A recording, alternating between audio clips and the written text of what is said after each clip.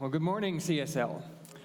I'm Reverend Ben. I'm your associate minister, and whether you are a new friend or a long-term friend, in the house or online, it's my pleasure to welcome you and remind you that today at 12 to 1 in the community room and on Zoom, you've got the meet and greet with me, so we can get to know each other a little bit better. I hope you'll join me for that. Here at CSL, we have 7 core values that guide what we do. Those 7 are love, healing, oneness, abundance, spiritual growth, service, and diversity. This week we're focusing on love, and being that it's the first week of February, I think it's very appropriate. Since we focus so much on love in the month of February, I also think it's appropriate that love is the first core value of this month, being Black History Month. I personally have loved seeing all of the posts on social media that help to educate me about some of the amazing contributions that the Black community has made to our society here and around the world, and having that be a way of inspiring and enlightening myself a little bit more. And so in recognition of that, it is my pleasure to set aside my words today in favor of Maya Angelou's for the core value, coming from her poem, Touched by an Angel. We are unaccustomed to courage, exiles from delight, live coiled in shells of loneliness until love leaves its high holy temple and comes into our sight to liberate us into life.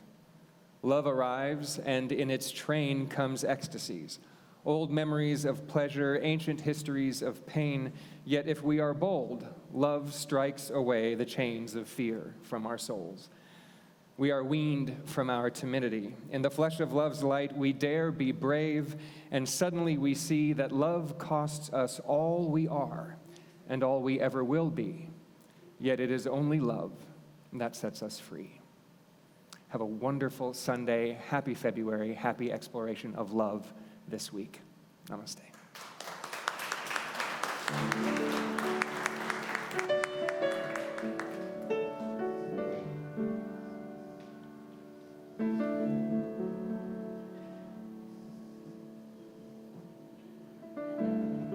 Easier to move the camera. CSL is part of a global organization with over 500 centers worldwide. We're a spiritual community that honors all religions and all faiths. And that's because we know there is no wrong way to worship, whether you're lighting a candle, offering a prayer, or repeating a mantra. We respect and honor any way that draws us each closer to Spirit. And so we celebrate the diversity in religious practices with our ceremony this morning that we call the Flames of Faith. The candle is lit for the Tao to honor the universal path of harmony, the natural way. The candle is lit for the shamanic traditions, honoring the belief and practices of all indigenous peoples worldwide. The candle is lit for Hinduism to honor the spiritual path of devotion and the variety of religious icons and deities. The candle is lit for Judaism to honor the path of sacred law. The candle is lit for Buddhism to honor the Four Noble Truths and the way of compassion. The candle is lit for Christianity to honor the Christ consciousness that lives in all of us. The candle is lit for Islam to honor the path of peaceful submission to the will of God. The candle is lit for the universalistic religion of Baha'i to honor the path of unity. The candle is lit for our own faith, which we call New Thought, to honor the metaphysical path and the practice of universal spiritual principles. And finally, and perhaps most importantly, the 10th and final candle is lit for peace and for the peaceful acceptance of all faiths and spiritual practices worldwide. Now, you know, CSL is all about creative self-expression. We believe that everyone is a unique individual created by the universe as a lifetime opportunity for its own expression. And when I say the universe, I mean the power that created everything you can see and everything you can't see, and the love that gives it all meaning and purpose. That's what God is, you know. It's not an old man in the sky. It is a power that has no limit and a love that has no condition. So each and every one of you is a voice, a gift, a unique something to offer the world. You're not here to make a withdrawal from life, to take your good from the world. You're actually here to make a deposit, to give your unique expression to this world, and in so doing, leave it better than you found it. With that said, I'd like to introduce you to an artist that I most recently met, who's here to share his unique talent. He's a high-energy performer, a native New Yorker, a spoken word artist whose mission, as he says, is to use his art to reach, to teach, and inspire, and he does so daily as a freshman English teacher in the Miami-Dade School District. His piece is titled, appropriately so, Preacher Man. Please help me welcome to the stage Steve Valentine.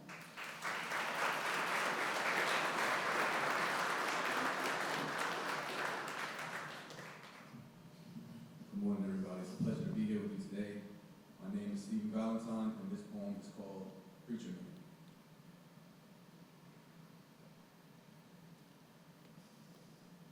Dear world, I want to tell you everything there is to know about you. I want to teach you about being you, not about the birds and the bees, but rather the pens and the pads, and you'll use these pens as guns, shooting bullets of creativity to the pad of inequality, break the social norm, turn freedom lines from blue stripes across the page, bend trees to resemble rainbows, walk like a proud man, write like an intellectual, and your words will construct your strut, be bold like italics and underlines, talk in definitive sentences, your periods are exclamation points at worst, be script like a floating butterfly of thoughts and expression, you will never be right. So always backspace when the writer's block gets rough. Don't underscore the dream team rhyme scheme on your parchment like slam tallies release your subconscious to the mental hospital notebook. Free your mind, because history always repeats itself if you stay on the same page. Free your thoughts. Let them run like paint drips down the canvas or tattoo ink blots on a body like daffodils in a garden of wonders. Spread your wings like an airplane. And remind everyone in the crowd, you're just a star amongst the clouds. Let your smile boom like a car bomb. Form hand grenades, similes, no pin, let them explode, breathe. Your breath is a seashell amongst particles. Let your eyelashes flutter like parcels in a sandstorm, see the next day. Let your retina recollect times of your ancestors in your journal. Sniff that pile of loose leaf till your brain resembles a novel, and never forget you are who you are because of the imprint in your veins, not the print on your ID. That face is a government spy, the police, the informant, snitching on your spit to lock up your words. Don't let your mind be a hostage, be Garvey. W.E.B. Edgar Allan Poe, the whole nine, Langston Hughes in Harlem, heavy like a dumbbell, live your mind like a pull-up push, away the shame and anxiety of the performance, black out the stage, spit, tongues to the floor, lick the ground you slam on, be a martyr on this stage, twist tongues that produce poetry from the ground up, make them word climb, let music notes run through your veins like bloodlines, pop from your back like treble clef wings flapping to your poem's symphony. Your mind will melt allegories and timelines, cough a mucus of prose, and do not stop until your throat is red, red like the sweetest rose. Let the thorns be your motivation, crackle like tombstones in a graveyard with your voice box, scream like a horror film, forget a love poem, be a romance novel, color splattered on your 50 shades of gray, make it a dragonfly, be a cell block. Let your imagination swing open steel bars like a welding torch, be the fire that separates you from the cold, cruel world like a battalion of metal armor laced upon the body of an army. Be confident, proclaim your kingship, and always, always acknowledge the peasants. Just don't let history repeat itself always. No matter how you write, how you walk, or who you are, always remember to turn the page. Home of the brave, land of the free live here. The stage is slammed on, the stage is home for us. You have nowhere but everywhere in the world to go. Don't let your mind be a hostage, dear world. This blank slate awaits your pen. This pad is waiting for you, and the stage, this world as a stage, is right now. Thank you so much.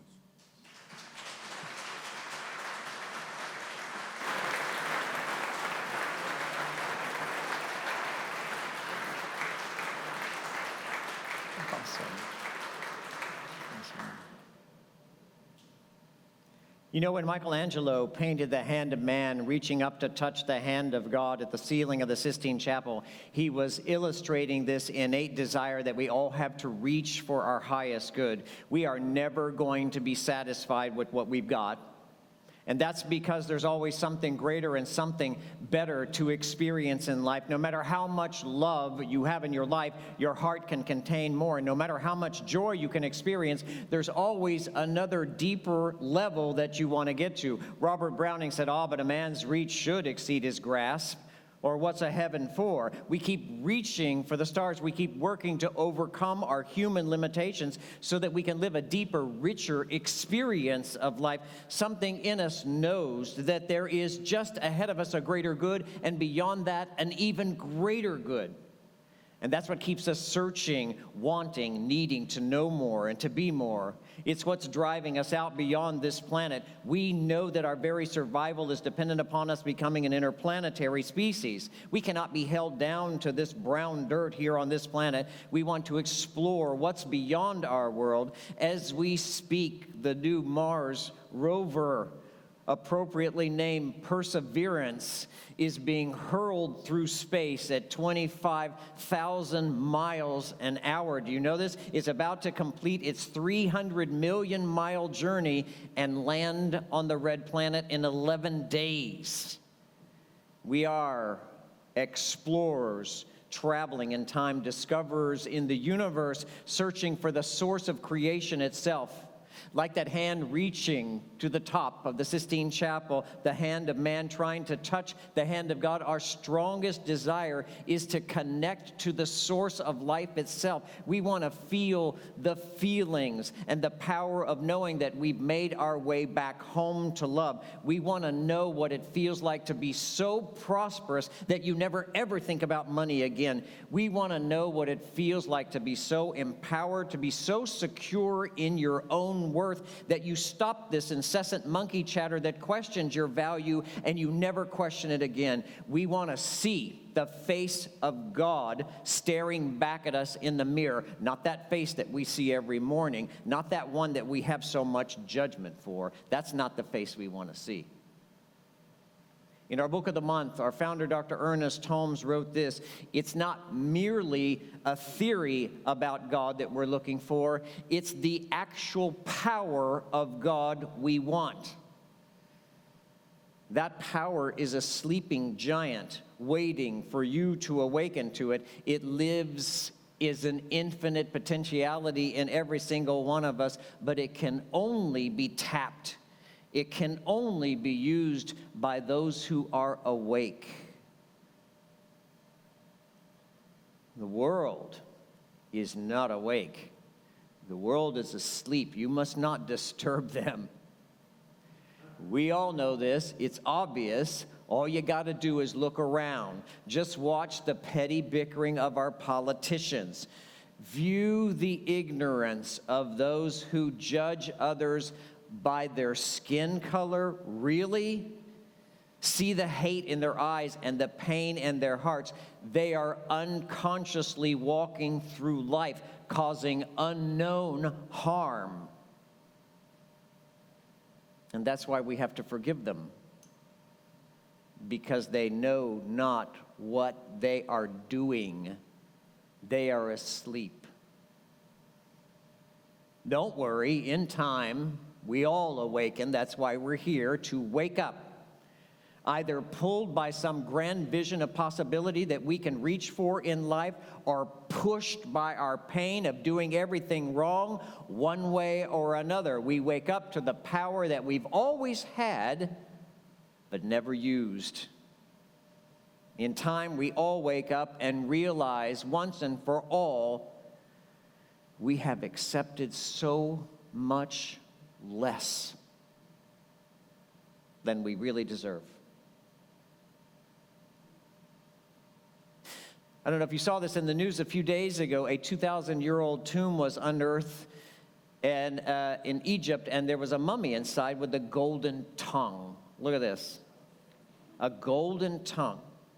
Now, this was common practice among wealthy elites that were entombed in Egypt. Their tongues were coated with gold leaf before they were placed in the sarcophagus. Fascinating, isn't it? Why on earth would anybody do something so silly as that? Well, ancient Egyptians believed that your life here on earth is just a small portion and small fraction of what it's to become. But how you lived here mattered, and how you treated other people here mattered even more. According to their belief in ancient Egypt, when you died, you entered the underworld, and you had to negotiate your future with the god Osiris, who would hear your testimony and pass judgment upon you. So you were kind of like your own defense attorney. 42 gods, 42 of them, listened as you defended yourself against and for any action that you took here on earth, no matter how harmful or how good. Now imagine if this was happening to you, and you were in the underworld, and you had to bid your case before Osiris. You would have to explain every time you flip somebody off on I-95.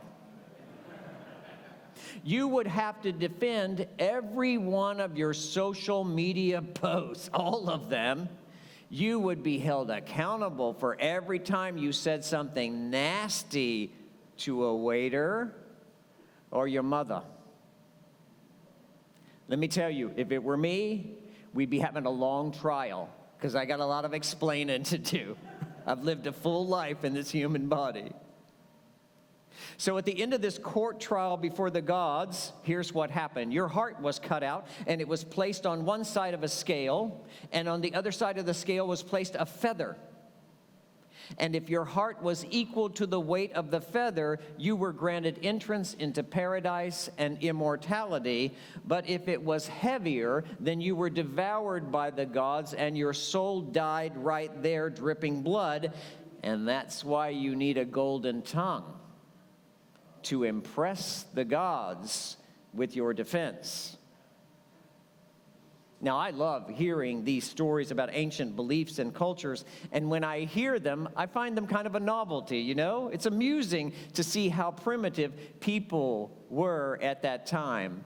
And interesting to note that an awful lot of resources went into, and a lot of manpower to build those pyramids, and all of it because of an ancient and primitive belief in some hierarchy of gods who judge us from afar. But wait, when you stop to think about it, aren't we still doing that? All of the pagan religions teach the same thing, that God is an external deity that lives apart from us, somewhere up there in the heavens, waiting to judge you, watching everything that you do. They tell us that God is a man, and like a lot of men, he's got a big ego. So he needs to be worshiped and appeased all the time. So you better watch out. You better not shout. You better not cry, because I'm telling you why. Because the big old Santa Claus, Big Daddy God up there in the sky is watching everything you do, and he can tell if you've been naughty or nice, because he's watching everything, and I do mean everything, when you're in the bathroom and the bedroom. Really, you're watching me now?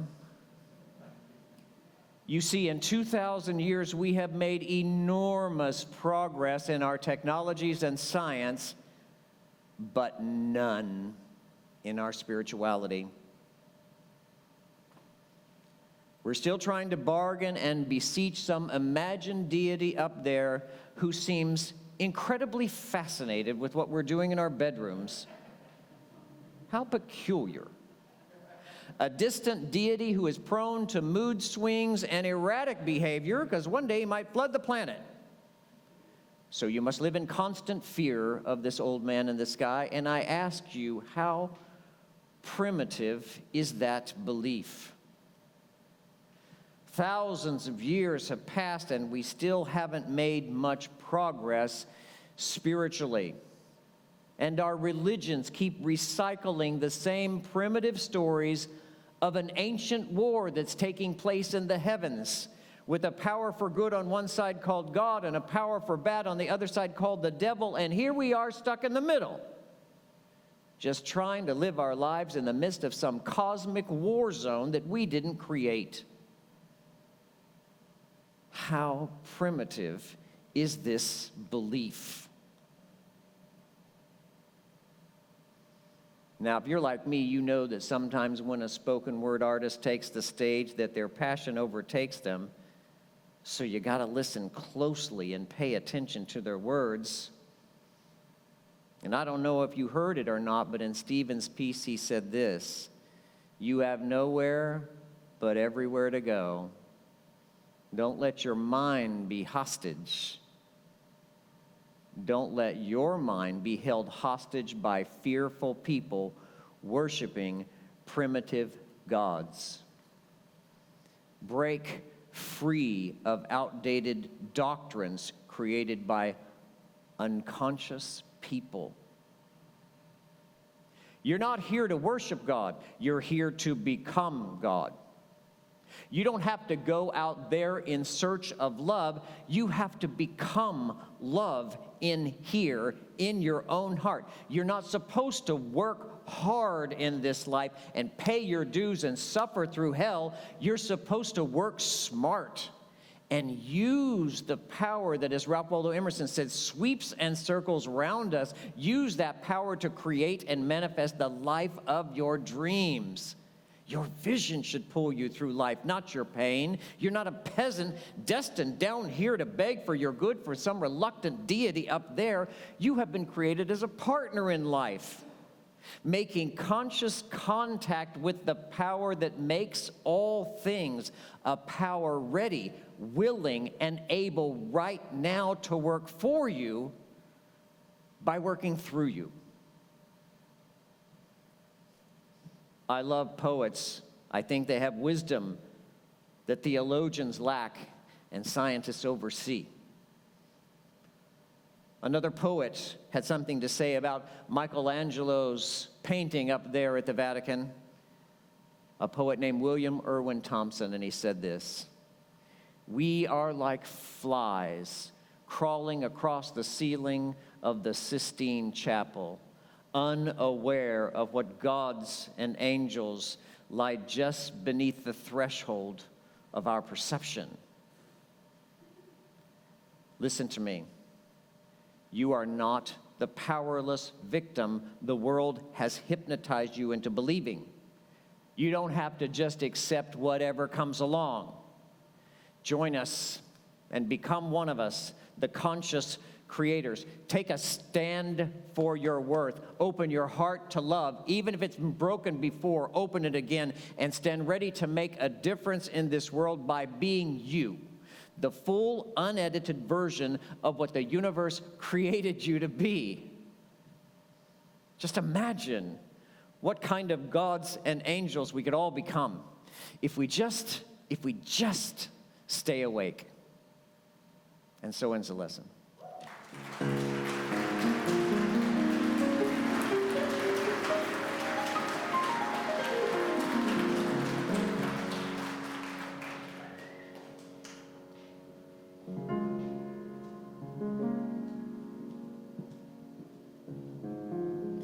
Every single one of us has a voice that is playing in our heads. We have many voices that are playing in our heads. The monkey chatter of the human race, the fears and doubts of billions of people running through our minds. And our job is discernment, to be able to silence the voice of fear and listen to the voice of faith. Listen to the voice of the Creator that designed your DNA. It lives in you and speaks to you through intuition and through your heart. Let's close our eyes to appearances and go within to hear that voice now.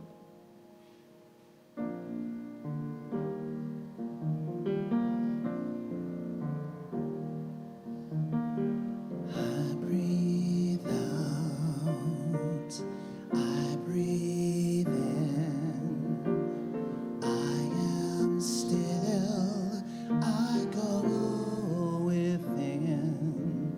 When I quiet my mind in the stillness,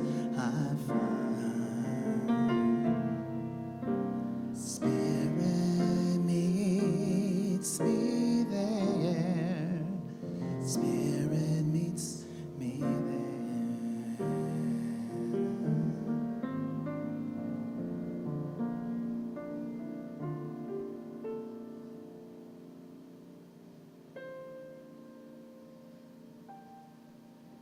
If you're like me, you're getting really tired of hearing the world's fear and the constant voice of negativity.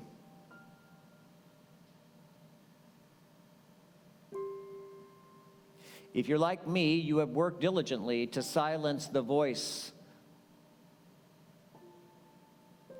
of the people in your past that did not see you or know you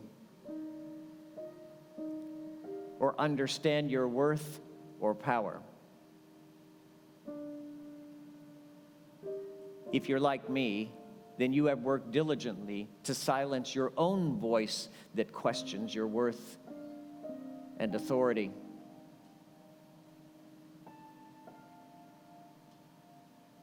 There is another voice to listen to. It is the voice of love. It's the voice of life itself. It's the universe speaking to its creation. And it says the same thing to all of us. You are loved beyond your understanding.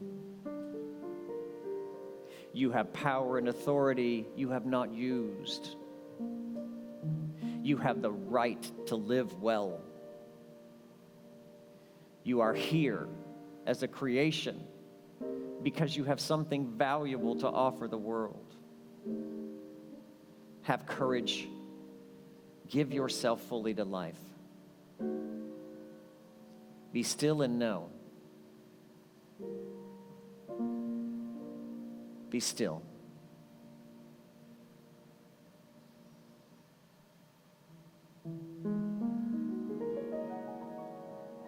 Commit yourself to follow your vision, the highest idea of what you can be.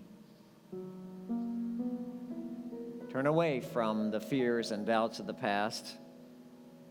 Let go of the pain that comes from not living your highest self. Be you, all of you, and you will be well and happy and at one with love again. And so it is. I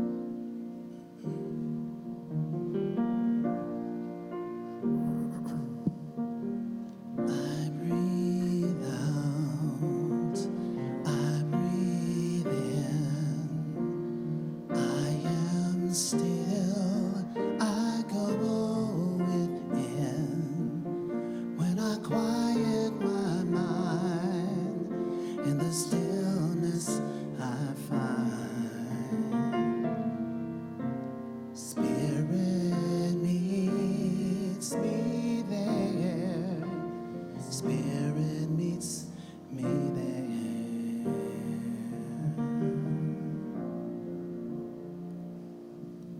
We close our service as we always do with an affirmation card and a prayer, and if yours is like mine, and I promise that it is, it says this, and it has Reverend Chris Michaels, but it's actually Reverend Ben Jameson that wrote this.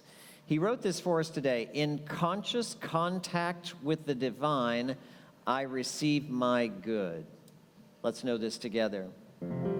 We are created in the image and likeness of a powerful spirit whose intention is to display its creation throughout the universe and has made each one of us unique and powerful. We have a destiny, something to do and something to give the world that is unique. This is our time. It's not a mistake. You're alive. At this time in history, you have something of value to give, some love that no one else can be or do or give like you can love. Let's have the courage to stand up and be what God has created us to be today, the unedited full version. We are connected permanently to the power that creates universes, and we have in our hearts a love that has no condition. We got everything we need to succeed. Let's go out there and make it so. And so it is. Thank you for watching, and thanks for supporting CSL. If you'd like to know more about us, check us out on our website or social media. Blessings.